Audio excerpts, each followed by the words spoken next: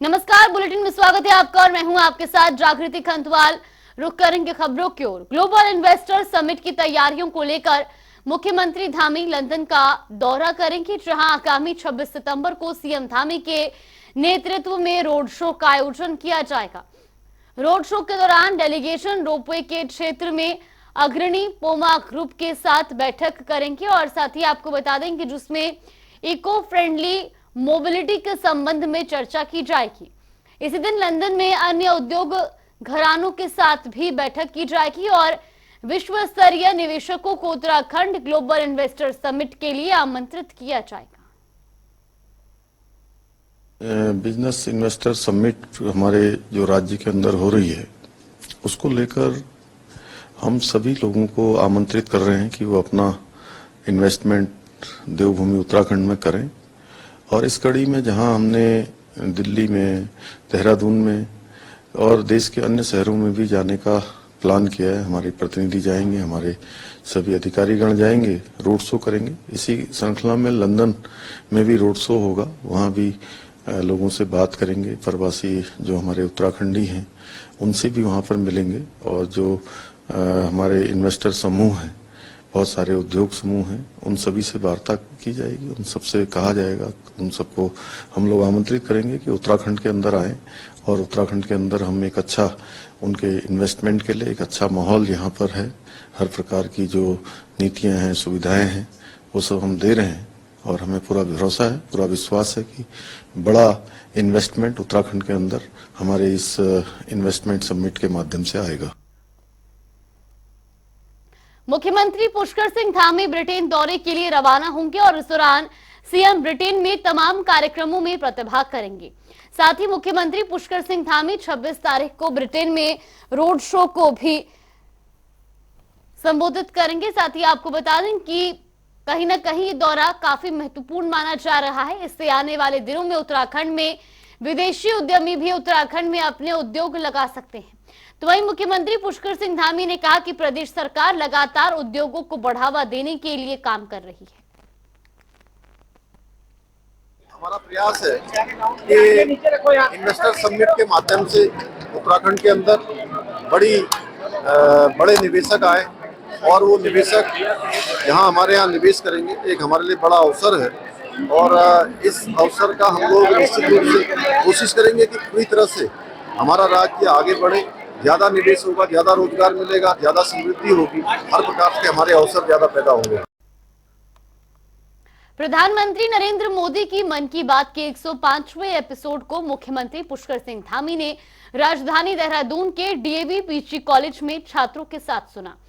Episode की शुरुआत PM Modi ने दिल्ली में हाल ही में हुए G20 समिट के सफल आयोजन से की। इसके अलावा उन्होंने 27 सितंबर को मनाए जाने वाले विश्व पर्यटन दिवस के साथ साथ नैनीताल घोड़ा लाइब्रेरी का भी जिक्र किया। तो वही कार्यक्रम को सुनने के बाद सीएम धामी ने लाइब्रेरी का उद्घाटन किया। साथ ही मुख्यमंत्री ने डीएवी कॉलेज परिसर में फलदार पेड़ भी लगाए।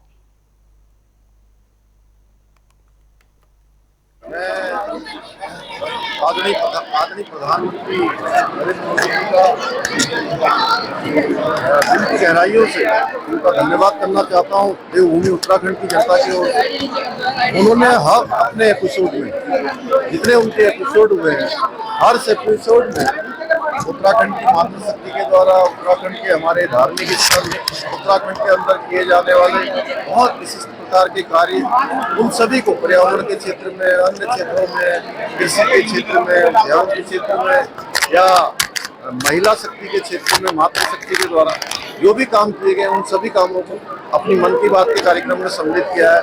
हमेशा उन्होंने उत्तराखंड के मान सम्मान को प्रमुखता से देश और दुनिया के अंदर ले जाने का काम किया है। मैं आदरणीय प्रधानमंत्री जी का धन्यवाद करता हूँ। दिल्ली में DG BRO lieutenant general Rajeev Chaudhary ने उत्तराखंड राज्यपाल लेफ्टिनेंट जनरल गुरमीत सिंह से मुलाकात की। इस दौरान राज्यपाल ने उत्तराखंड में अवस्थापना विकास और सीमावर्ती क्षेत्रों की सड़क कनेक्टिविटी पर चर्चा की और साथ ही उत्तराखंड के सुदूर दुर्गम क्षेत्रों में महिला अधिकारियों के नेतृत्व में बीआरओ के कार्यों की तारीफ भी की।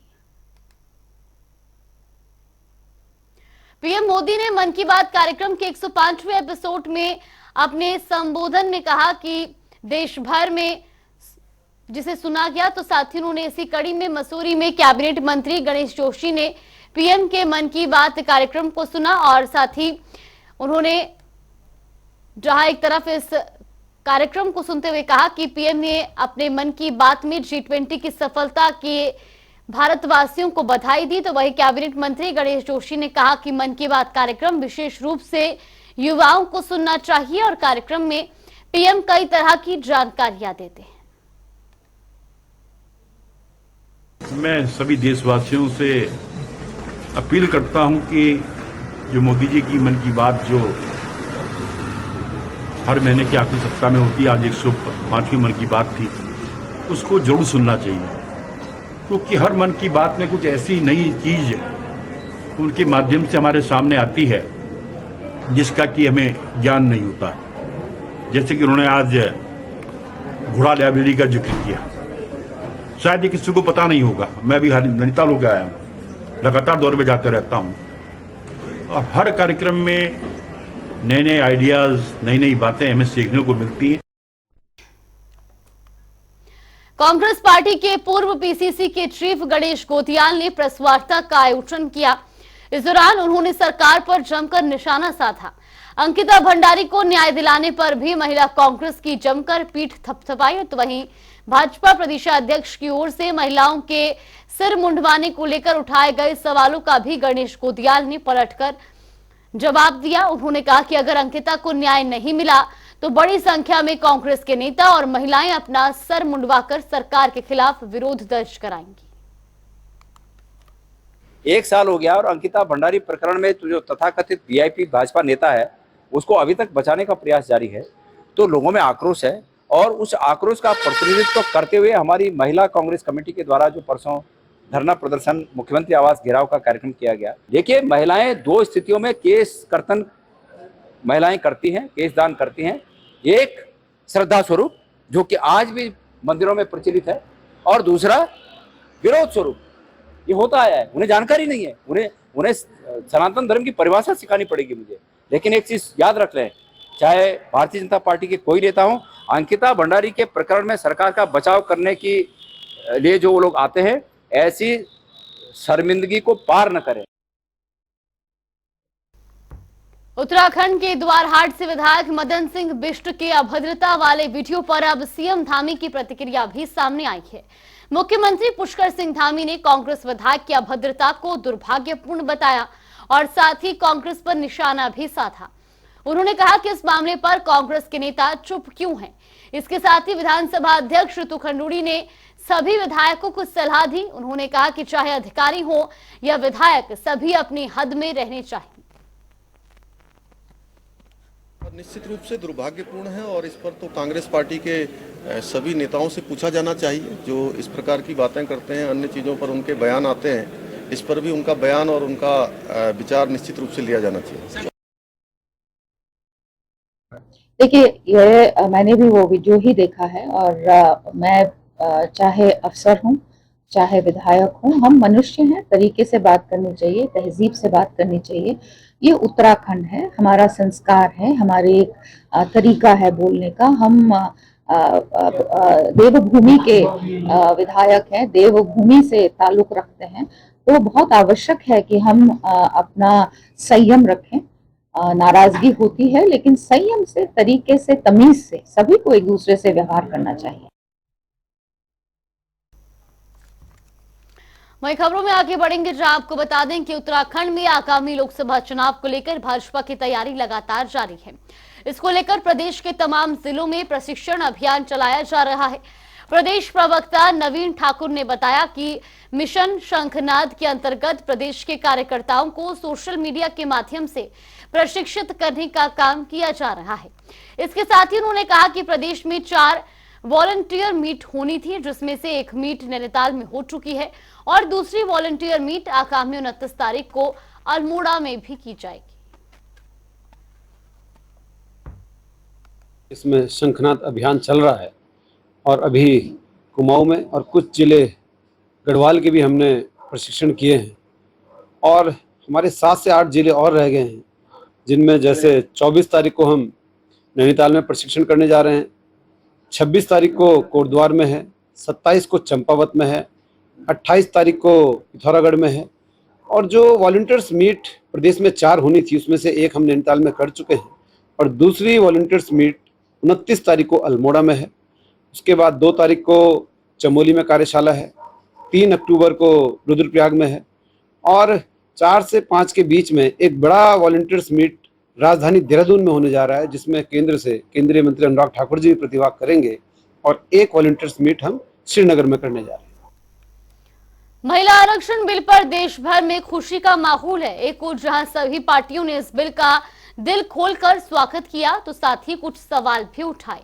इसी कड़ी में कांग्रेस नेता आचार्य प्रमोद कृष्णम ने इस पर बयान दिया। उन्होंने कहा कि ये बिल देश की महिलाओं का भविष्य बदलेगा। साथ ही उन्होंने सनातन धर्म के खिलाफ बयानबाजी करने वालों पर जमकर प्रहार किया।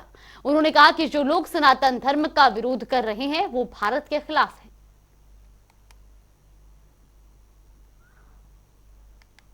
मुझे लगता है महिलाओं को इस तरह विभाजित करने की कोशिश नहीं करनी चाहिए। महिला महिला है, आदिशक्ति को आदिशक्ति के रूप में देखना चाहिए। सारी नारियां एक जैसी हैं, हम सबको प्रणाम करते हैं, सबका वंदन करते हैं। और ये जो महिलाओं को आरक्षण देने का फैसला है, ये ऐतिहासिक है, ये भारत की राजनीति को बदल के रख देगा। सनातन धर्म को रोज गाली देना ये धर्मनिरपेक्षता नहीं है, ये लोकतंत्र नहीं है। करोड़ों हिंदुओं की धार्मिक भावनाओं को आप ठेस पहुंचाना चाहते हैं, तो अगर कोई नेता सनातन धर्म को मिटाने की बात करता है, सनातन धर्म को गाली देता है, तो भारत का कैसे हो सकता है? सनातन धर्म के बिना भारत की कल्पना भी नहीं की जा सकती है। सनातन धर्म को गाली देना एक फैशन बन गया है। कभी समाजवादी पार्टी के नेता गाली देते हैं, कभी डीएमके के नेता गाली देते हैं, और वो लोग गाली हल्द्वानी यूथ कांग्रेस प्रदेश में जल्द ही कई मांगों को लेकर बड़ा आंदोलन करेगी। इस बारे में जानकारी देते हुए यूथ कांग्रेस के प्रदेश अध्यक्ष सुमितर भुल्लर ने बताया कि आज प्रदेश की जनता सरकार से त्रस्त है। बात भर्तियों में घोटाले की हो या अंकिता भंडारी हत्याकांड की, ये सभी मामले आज भी लंबित पड़े हैं, जिन पर कार्रवाई होनी चाहिए।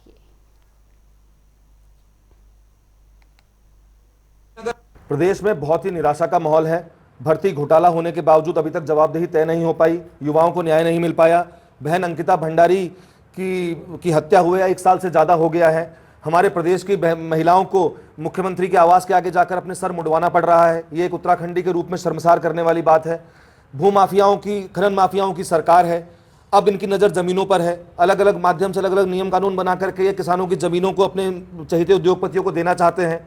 तो इस समय प्रदेश निराशा के दौर में है और हम चाहते हैं और इस मामले पर लगातार हम लड़ाई लड़ रहे हैं, आगे भी लड़ेंगे और हम सरकार को मजबूर करेंगे कि भले वो भर्ती घोटाला हो, भले ही अंकिता भंडारी प्रकरण हो या भले ही भूमाफियाओं को संरक्षण देने की बात हो, इस आवाज को हम मजबूती से उठाने का काम करते रहे हैं और निकट भविष्य में जल्द आपको बड़ी ताकत के साथ युवा कांग्रेस के लोग सड़क पर दिखेंगे। लोकसभा में बसपा सांसद दानिश अली के साथ बीजेपी सांसद की ओर से अभद्रता की गई, जिसके बाद पूरे विपक्ष में आक्रोश का माहौल है। तो वहीं अब इस पर मंगलौर से बसपा विधायक हाजी सरवत करीम अंसारी का बयान सामने आया है। उन्होंने कहा कि संसद में एक सांसद को खुलेआम नीचा दिखाने की कोशिश की गई, ये बेहद निंदनीय है। इसके साथ ही उन्होंने बीजेपी से मामले में कड़ी कार्रवाई करने की बात भी कही। राज्य आंदोलनकारियों के आरक्षण संबंधी विधेयक के लिए गठित प्रवर समिति का कार्यकाल 1 माह बढ़ा दिया गया है, जिसे विधानसभा अध्यक्ष ऋतु खंडूड़ी ने बढ़ाया। इससे पहले प्रवर समिति का कार्यकाल 26 सितंबर को समाप्त हो रहा था और इस समिति को 15 दिन में विधेयक पर अपने सुझाव देने को कहा गया था, लेकिन प्रवर समिति की अभी एक ही बैठक हो पाई है, जिसे देखते हुए संसदीय कार्य मंत्री प्रेमचंद अग्रवाल ने विधानसभा अध्यक्ष से समिति का कार्यकाल 1 महीने बढ़ाने का अनुरोध किया था। आंदोलनकारियों के क्षैतिज आरक्षण को लेकर जो प्रवर समिति मेरी अध्यक्षता में बनी थी, हमने एक बैठक उसकी की है और चूँकि अभी अंतिम निर्णय तक हम नहीं पहुँचे हैं, तो उसके जो 15 दिन हमें मिले तो 25 सितंबर को पूरे हो रहे हैं। उस बीच रिपोर्ट जो हमें माननीय अध्यक्ष जी को देनी है नहीं दे पाने की स्थिति में हमने माननीय अध्यक्ष जी से आग्रह किया हमें उसके लिए कुछ समय और दिया जाए ताकि प्रवर समिति की वो बैठकें जो हमें अभी करनी है और अपना निर्णय ले सकें। तो माननीय अध्यक्ष जी को हमने आग्रह किया जैसे उनका समय हमें मिलेगा फिर हम बैठक करेंगे और उस तदुपरांत रिपोर्ट माननीय अध्यक्ष जी को प्रेषित करेंगे। राजधानी देहरादून में चल रहे स्मार्ट सिटी के कार्यों को लेकर लगातार सवालिया निशान उठते आए हैं। हालांकि शहरी विकास विभाग की तरफ से दावा किया गया है कि दिसंबर माह तक स्मार्ट सिटी का काम पूरा कर लिया जाएगा। ऐसे में कांग्रेस पूर्व प्रदेशाध्यक्ष गणेश कोदियाल ने सरकार पर तंत्र कसते हुए कहा कि स्मार्ट सिटी के कार्यों को लेकर सरकार गंभीर नहीं है।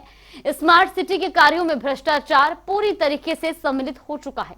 उन्होंने कहा कि स्मार्ट सिटी के नाम पर कई जगह पर गड्ढे खोद दिए गए हैं जिससे तमाम सारी बीमारियां पनपने लगी हैं। देखिए, स्मार्ट सिटी के नाम पे जो गड्ढे इन्होंने किए और जितनी जाने इस दौरान बीमारी से, डेंगू और चिकनगुनिया की बीमारी से जितने जाने यहाँ चली गई उसकी भरपाई कौन करेगा। चमचमाती सड़कों से उनका मतलब ये होगा कि थोड़ा बचा खुचा कुछ पैसा होगा, भ्रष्टाचार से अगर कुछ बच गया होगा तो उसमें डामरीकरण करा देंगे, यही उनका आशय होगा। लेकिन ये जो कॉन्सेप्ट था स्मार्ट सिटी का ये पूरी तरह फेल हुआ। और ये सिर्फ ये देहरादून में नहीं, केंद्र सरकार के जो 100 स्मार्ट शहर थे वो कहीं भी एक शहर भी देखने योग्य नहीं है कि कोई स्मार्ट सिटी बनी होगी। ये पूरा कॉन्सेप्ट फेल है, भ्रष्टाचार की भेंट चढ़ा हुआ है। हल्द्वानी के अस्पतालों में लगातार डेंगू के मरीज बढ़ते जा रहे हैं। जिले भर में डेंगू को लेकर स्वास्थ्य विभाग और जिला प्रशासन की ओर से अभियान चलाया जा रहा है। बावजूद इसके विभिन्न इलाकों के डेंगू से पीड़ित मरीज अस्पताल में भर्ती हैं। तो वहीं डॉक्टर अरुण जोशी के मुताबिक अब तक 38 मरीज अस्पताल में भर्ती है, जबकि स्थिति को देखते हुए 100 बेड पहले से डेंगू पीड़ितों के लिए आरक्षित रखे गए हैं। इसके अलावा पिछले करीब 1 महीने में 2 लोगों की मौत भी हो चुकी है। यहाँ अस्पताल में डेंगू के इलाज की समुचित व्यवस्था पूरी हमारे यहाँ है। एक करीब 100 बेड डेडिकेटेड हमने डेंगू के लिए बिल्कुल ईयरमार्क कर दिए हैं और आज में 38 मरीज भर्ती हैं और जैसे भर्ती होंगे जब पीडियाट्रिक्स में भी मेडिसिन में जैसे जरूरत पड़ेगी है और नोडल ऑफिसर ने बताया भी कि अगर जरूरत पड़ेगी तो we can expand the beds further also. 50 bed immediately हो जाएंगे। जो उसके मैनेजमेंट दवा सारी है, स्टाफ है, मैन पावर है, जो भी उसमें चाहिए वो चाहिए। रुक करेंगे 2 मिनट में 10 खबरों का। मुख्यमंत्री पुष्कर सिंह धामी ने आयोजित भारत दर्शन शैक्षिक भ्रमण 2023 में हुई शामिल। कक्षा 10वीं के छात्रों के दल को फ्लैग ऑफ कर किया रवाना। सीएम धामी से फिल्म अभिनेत्री कृति सेनन ने की मुलाकात। मुख्यमंत्री धामी से उनके आवास पर की मुलाकात। देहरादून में 2 पत्ती फिल्म की हो रही है शूटिंग। कांग्रेस विधायक मदन सिंह बिष्ट की अभद्रता वाले वीडियो पर सीएम धामी ने दी प्रतिक्रिया। कहा, यह दुर्भाग्यपूर्ण वीडियो। कांग्रेस नेता हर मसले पर देते हैं बयान, इस पर क्यों नहीं। हरिद्वार में कांग्रेस नेता आचार्य प्रमोद कृष्णम का बड़ा बयान। महिला आरक्षण बिल को बताया ऐतिहासिक। कहा, देश की महिलाओं का बदलेगा भविष्य। प्रदेश में 150 करोड़ की राशि से गड्ढा मुक्त होंगी सड़कें। शासन ने सभी जिलों में सड़क को दुरुस्त करने के दिए निर्देश। बरसात में लोनी वी और 364 करोड़ रुपए का हुआ नुकसान। राज्यपाल लेफ्टिनेंट जनरल गुरमीत सिंह से मिले DG BRO lieutenant general Rajeev Chaudhary. Uttarakhand में अवस्थापना विकास और सीमावर्ती क्षेत्रों की सड़क कनेक्टिविटी पर हुई चर्चा।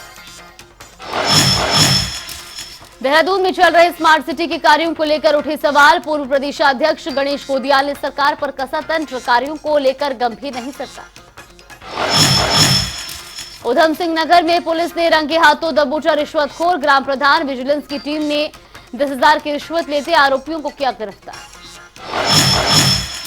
देहरादून में एसएसपी अजय सिंह के निर्देश पर पुलिस का एक्शन। मैगी पॉइंट पर पिलाई जाती थी शराब। मालिकों पर चालान कर दी चेतावनी। रुद्रपुर स्थित नेस्ले फैक्ट्री में काम के दौरान हुई श्रमिक की मौत। हार्ट अटैक बताई जा रही मौत की वजह।